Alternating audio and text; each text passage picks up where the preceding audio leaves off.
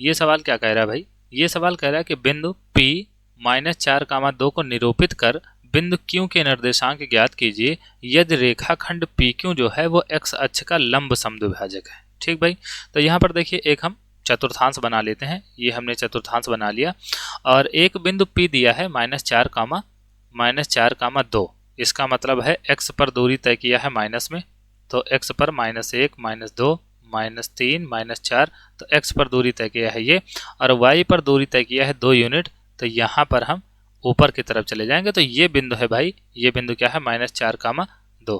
ठीक भाई, अब यहाँ पर देखिए क्यों के निर्देशांक बताने हैं जिसके लिए ये जो PQ लाइन होगी ये x अक्ष का लंब जो है समद्विभाजक होगा। ठीक भाई, तो यानी कि जैसे यहाँ अगर कोई पॉइंट होता है तो हम अगर इसको ऐसे बिल्कुल एकदम सीध करके काटें तो ये इसका लंब समद्विभाजक है। ठीक है, तो मान लो कि यहाँ P है और यहाँ Q है तो ये इसका लंब समद्विभाजक होगा। और यहाँ पर देखिए अगर x अक्ष को लंबवत काटना है तो y से दूरी हमेशा बराबर होनी चाहिए। जो y है उससे दूरी हमेशा कैसी होनी चाहिए, बराबर होनी चाहिए, क्योंकि y से दूरी अगर कम ज़्यादा हुई, मान लो कि यहाँ पर y से दूरी 2 है और यहाँ से इस बिंदु पर y से दूरी 3 है, तो आपका जो लाइन है वो ऐसे जाएगा। ठीक, यहाँ पर भाई x की दूरी मान लो कि y की दूरी 2 है, तो यहाँ पर y की दूरी अगर चेंज हो गई तो आपकी लाइन तिरछा जाएगी। ठीक भाई, तो इसका मतलब ये है कि अगर आपको लंबवत काटना है, x अक्ष को लंबवत काटना है, तो जो y की दूरी है वो हम नहीं बदलेंगे।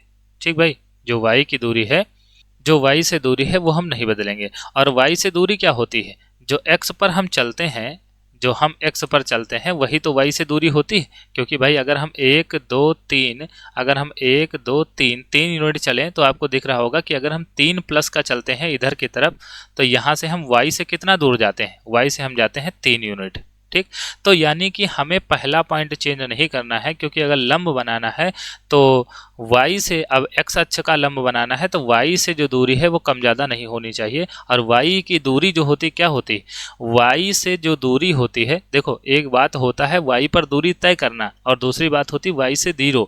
तो y से दूरी का मतलब होता है कि हम भाई x अक्ष को ना बदलें। ठीक भाई, अगर -4 है, जैसे ये -4 है, तो यहाँ पर देखो ये लाइन अगर हम सिद्धांत पे खींचें, ये लाइन अगर हम सिद्धांत पे खींचें, ध्यान से अगर आप इसे देखें, ये लाइन अगर हम सिद्धांत पे खींचें तो ये हमेशा इस पर, इस पूरी लाइन पर x हमेशा क्या होगा, x हमेशा -4 होगा। x हमेशा क्या होगा, x हमेशा -4 होगा, क्योंकि हम ऊपर नीचे चल रहे हैं और ऊपर नीचे चलने पर y कभी भी नहीं चेंज होता है। इसका मतलब आप देखिए कि y से जो दूरी है वो हमेशा फिक्स रहेगी, y से जो दूरी है वो कितना रहेगी, फिक्स रहेगी, ये 4 यूनिट ही रहेगी। तो यही मैं कह रहा हूँ कि अगर आपको y से दूरी नहीं बदलनी है तो आपको कहाँ नहीं चलना होगा, आपको जो है x अक्ष पर, और आप कहीं नहीं चल सकते हैं, x वाला नंबर आप फिक्स रखिए। ठीक भाई, तो ये जो q निर्देशांक होगा, ये जो q निर्देशांक होगा, इसका जो पहला पॉइंट आएगा वो 4 ही होगा।